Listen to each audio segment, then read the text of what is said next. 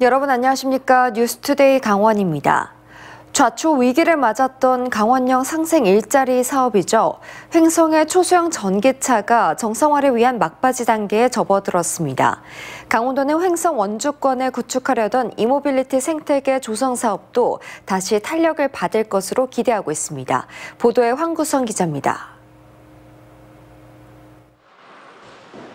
강원도형 상생 일자리, 횡성의 초소형 전기차 생산기업 디피코 조립공장. 줄지은 차체 중간중간 노동자들이 부품을 조립하고 있습니다. 마지막 공정에서는 조명은 잘 켜지는지, 바퀴간 균형은 잘 잡혔는지 최종 확인합니다. 유동성 자금난으로 1년간 공장이 멈춰있던 디피코에 조금씩 생기가 돌기 시작했습니다. 기업 회생 절차에 돌입했던 디피코의 인수기업이 긴급자금 30억을 지급하면서 작년 말부터 작게나마 공장이 가동됐고 24명이던 기술자들은 2배 이상 늘었습니다. AS 인원을 확충해 고장 불편을 줄였고 체불 임금은 모두 인수기업이 지급하기로 했습니다. 정부 보조금이 대폭 깎인 초소형보단 덜 타격을 받는 경영으로 바꿔 구매력을 높이고 그간 하지 못했던 고속도로 주행도 가능한 모델도 조만간 출시할 계획입니다. 인수기업이 제시한 회생 계획서를 법원과 채권단이 승인한다는 전제 하에 4월 정상화가 목표입니다. 이를 위해선 본사가 있는 횡성과 원주 지역을 중심으로 생산인력 100명 이상의 충원이 필요합니다.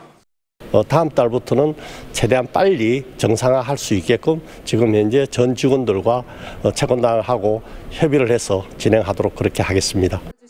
횡성 원주권의 전기 완성차 생태계가 조성되면 횡성 묵계의 이모빌리티 특화단지에 들어설 기술 인증기관들과의 시너지 효과가 클 것으로 기대했던 강원도도 상황을 예의주시하고 있습니다. 수도권까지 기업들을 이렇게 지원함으로써 기업들을 강원도로 끌어오는 그런 수요 역할까지도 할 수 있는 겁니다. 강원도의 이런 미래차와 관련된 산업이 이제 본격적으로 확장돼서 이렇게 돌아갈 수 있게. 강원도는 작년 착공에 들어갔던 이모빌리티 기업 지원센터와 1톤 미만 화물전기차 제작센터를 올해 안 준공하고 현대자동차가 참여하는 전기차 배터리 안전평가 센터 설립을 본격 추진하겠다고 밝혔습니다. MBC 뉴스 황구선입니다. 강원 동해안의 고급 어종인 대문어 낚시를 둘러싼 갈등이 수년째 이어지고 있습니다. 관광객들을 태운 문어 낚시가 성행하면서 어민들의 생계를 위협하고 있다는 건데 속초에선 어업인들이 문어를 낚시 어선 금지 어종으로 지정해달라며 집회를 열었습니다. 박은지 기자입니다. 불법으로 피해를 보고 있는 어민에게 속초시는 보상하라! 문어를 주로 잡는 속초 지역 어업인들이 바다가 아닌 시청 앞에 모였습니다. 어깨띠를 두르고 피켓을 들고 요구하는 것은 낚시 어선의 문어 잡이를 속초시 조례로 금지하라는 겁니다. 어업인들은 동해안 문어 자원이 크게 줄자 시중에 나온 대문어를 사들여 바다에 방류하고 일요일은 조업도 쉬는 등 자체 규정을 만들어 자원 보호에 나서고 있지만 휴일마다 낚시 어선들이 몰려 불법어구로 문어를 싹쓸이하고 있다 보니 자신들의 노력이 무용지물이라고 주장합니다. 현재 문어가 수심 10에서 20m에 산란하러 들어올 때입니다. 이 산란하러 들어오는 대문어를 이 낚시 어선들이 개인적인 불법 어구로 문어를 다 잡아가고 있는 실정입니다. 낚시 어선 어업인들도 할 말은 있습니다. 속초에는 6척의 낚시 어선이 운영 중인데 9월부터 2월까지 6개월간 자체 금어기를 설정해 지키고 있다며 130여 척의 연승어업이 연중 조업하는 것과 비교도 할 수 없이 미미한 수준이라는 겁니다. 누구는 되고 누구는 또 안 되고의 또 그런 생각을 버리고 조례를 바꾸기 이전에 서로 동참해서 속초 앞에 있는 수산 자원, 문어 자원을 어떻게 풍부하게 할 수 있는 대책과 이제 방안을. 문어를 둘러싼 동해안 어민 간 갈등은 2017년으로 거슬러 올라갑니다. 낚시 인구 증가로 고성군의 문어 낚시가 늘면서 생계로 문어를 잡는 연승 어업인들과 갈등이 시작됐습니다. 2020년엔 강원도 의회에서 레저용 낚시 어선의 문어 낚시 금지 조례 제정이 추진됐다 양측의 갈등을 조정하지 못해 무산됐습니다. 조업 어선도 낚시 어선도 모두 어업인이기 때문에 형평성 문제로 반대에 부딪혔습니다. 속초시도 이 때문에 조례 제정은 어렵고 낚시 도구나 영업구역, 영업시간 등을 조율하는 방안을 찾겠다는 입장입니다. 오래된 문제죠. 그래서 일단은 여러 가지 얘기를 들었으니까 어떻게 방안이 없는지 고민 한번 해보도록 하겠습니다. 문어 조업 어업인들은 낚시 어선의 문어 낚시 전면 금지 외에 대안은 없다며 20일까지 집회를 계속하기로 해 갈등은 쉽게 봉합되기 어려워 보입니다. MBC 뉴스 박은지입니다. 장례식장에서 얼마나 많은 쓰레기가 배출되는지 아시나요? 춘천에서만 한 달 동안 나오는 일회용품 쓰레기가 1톤 트럭 21대 분량입니다. 춘천시가 장례식장에 다회용기를 지원하고 나섰지만 여전히 일회용품 쓰레기가 넘쳐납니다. 이송미 기자가 취재했습니다. 춘천의 한 장례식장. 조문객을 받는 식탁마다 국그릇과 반찬 그릇, 컵과 젓가락이 놓여 있습니다. 모두 일회용품입니다. 춘천 지역 장례식장 4곳에서 치르는 장례식은 하루 평균 10건. 한 달 동안 모두 합쳐 20톤이 넘는 일회용품 쓰레기가 나오고 있습니다. 1톤 트럭 21대 분량입니다. 금전적으로 좀 도움이 되는 부분이 있어서 일회용품 사용이 보편화됐죠. 그때부터 장례식장에서. 쓰레기 대부분은 재활용을 할 수 없습니다. 결국 소각해야 하는데 한 번 태울 때마다 엄청난 양의 탄소를 발생시킵니다. 춘천 장례식장에서 나온 쓰레기는 제 뒤로 보이는 소각장에 모입니다. 한 달 동안 배출량만 접시로 54만 개가 넘습니다. 이 때문에 춘천시는 지난해 12월 장례식장 4곳과 협약을 맺고 2억 9천만 원을 들여 다회용기를 배치하기 시작했습니다. 장례식장에서 쓴 다회용기는 춘천시가 계약한 공공세척장으로 들어가고 세척과 살균, 건조까지 마쳐 장례식장에 다시 공급됩니다. 하지만 다회용기를 사용하는 장례식장은 아직 많지 않습니다. 상조회처럼 개별적으로 들어오는 일회용품까지 막을 수는 없기 때문입니다. 게다가 장례식장은 일회용품 사용을 금지하는 법적 규제도 받지 않습니다. 법적인 규제가 수반되지가 않고 있으니 상주들에게는 강제 적용을 할 수 없는 부분이 반면 경남 김해시를 비롯한 일부 지자체들은 장례식장 다회용기 지원 사업을 통해 일회용품을 줄이는 효과를 내고 있습니다. MBC 뉴스 이송미입니다. 지난주 춘천에서는 운전자가 사고를 내고 사라진 일이 있었습니다. 음주운전이 의심되는 상황이었는데요. 이런 경우처럼 운전자를 현장에서 신속하게 잡지 못하면 음주운전을 증명하기가 어렵습니다. 이승현 기자가 취재했습니다. 어두컴컴한 밤, 춘천의 한 사거리.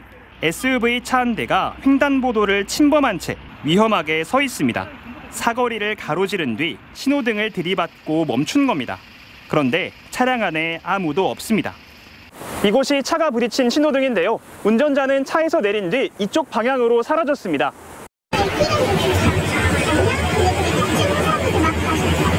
횡단보도 쪽으로 돌진한 탓에 길을 건너려고 기다리던 보행자가 다칠 수 있었던 위험한 상황이었습니다. 음주운전이 의심됐지만 경찰은 사고 직후 운전자의 신원을 확보하지 못했습니다. 다음 날 운전자가 무면허 상태인 걸 확인하고도 사고 나흘째까지도 출석 조사를 진행하지 않고 있습니다. 이렇게 하루 이상 지나면 체력 측정을 하더라도 음주운전 여부를 증명하기 어렵습니다. 민피나 다른 차량 사고가 아니라고 하면 자리를 이탈하는 것이 좋겠다는 시그널을 주는 거고요. 그럼 결국은 음주운전 예방의 효과가 또 감소되는. 경찰은 사고 차량이 렌터카이기 때문에 운전자를 빠르게 추적하기 어려웠다며 사고 운전자에 대해 무면허 운전과 사고 후 미조치 등 혐의로 입건전 조사를 진행 중이라고 밝혔습니다. MBC 뉴스 이승현입니다. 더불어민주당 이재명 대표가 오늘 춘천과 원주를 찾아 지지를 호소합니다.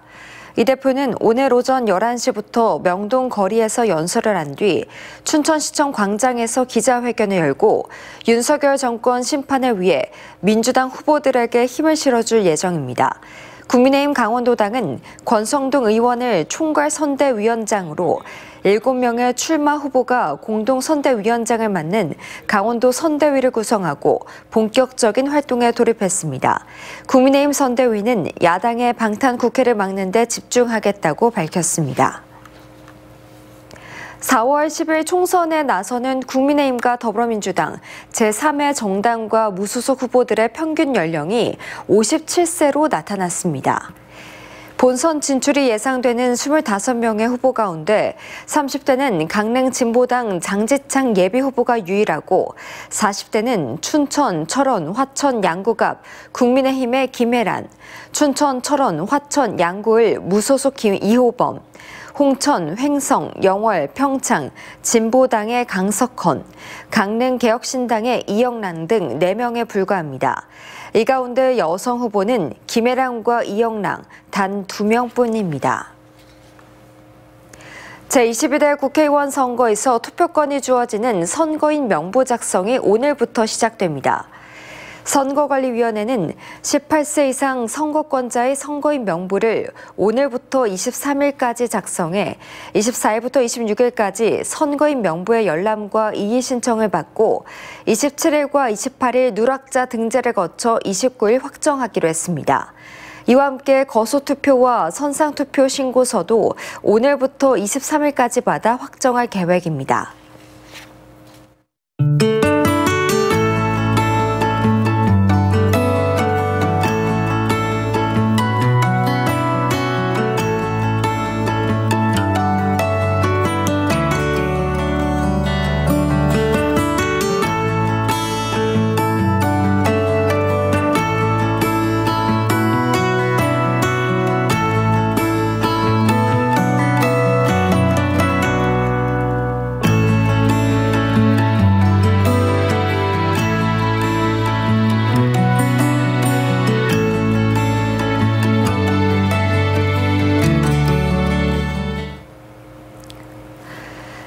강원도가 지난주 민생토론회에서 윤석열 대통령이 제시한 강원도 정책과제 추진을 위해 현안 사업 추진단을 구성했습니다.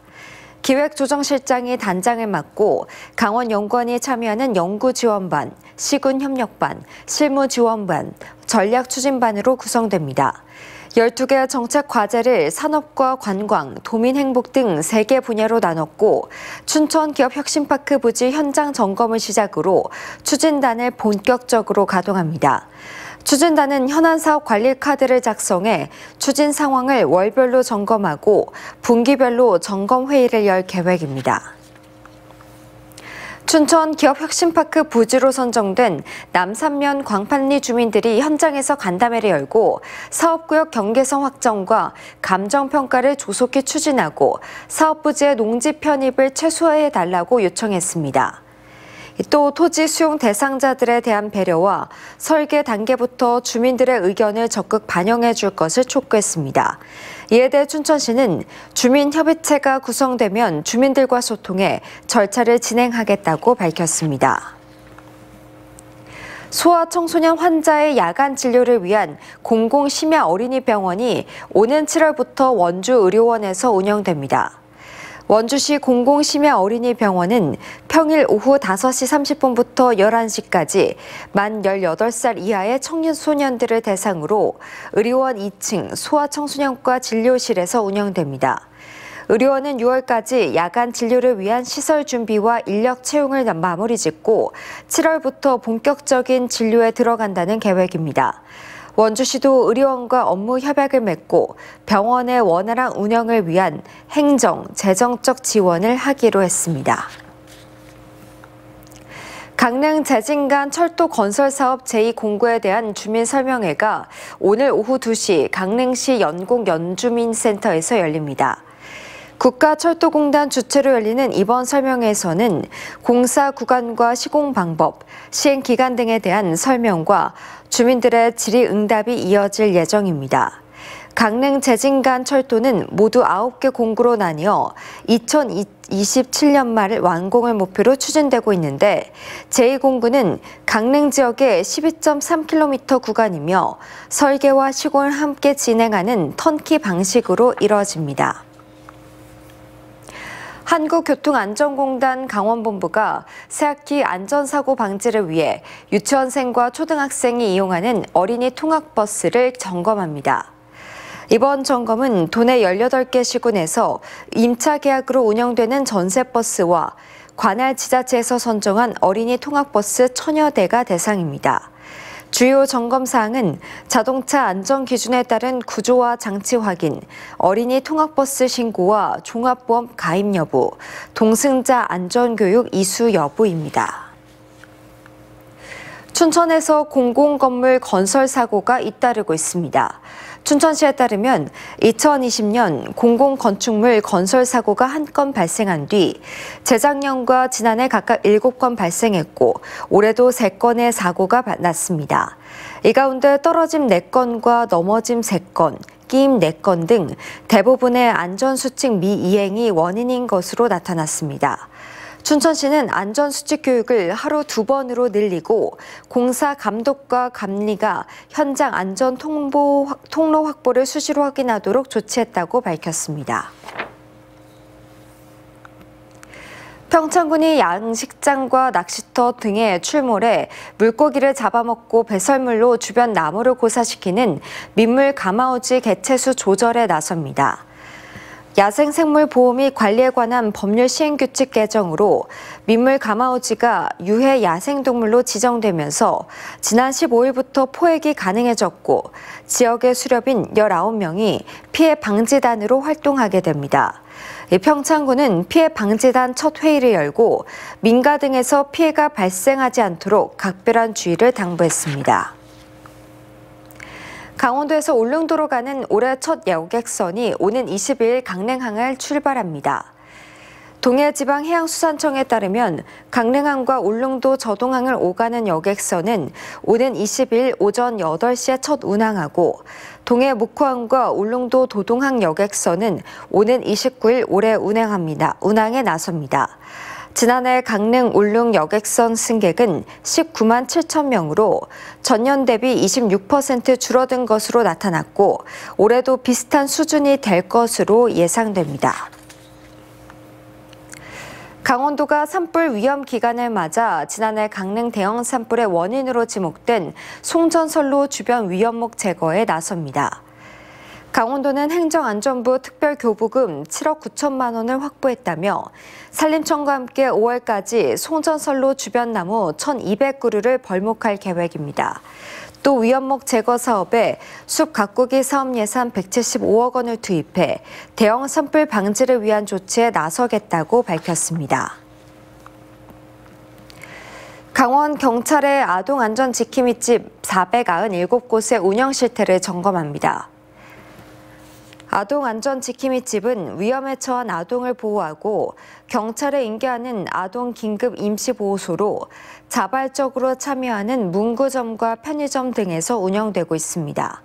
경찰은 이번 점검을 통해 아동안전지킴이집의 운영을 내실화할 계획입니다. 강원교육 사랑카드 복지기금이 141억 원을 넘었습니다. 강원도 교육청에 따르면 지난해 적립금 11억 원 등 전체 강원교육 사랑카드 복지기금이 141억 2천만 원에 이릅니다.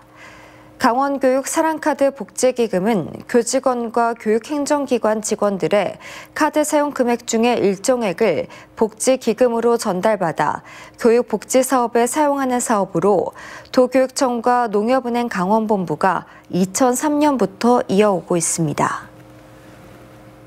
이상으로 뉴스투데이 강원을 마칩니다. 시청해주신 여러분 고맙습니다.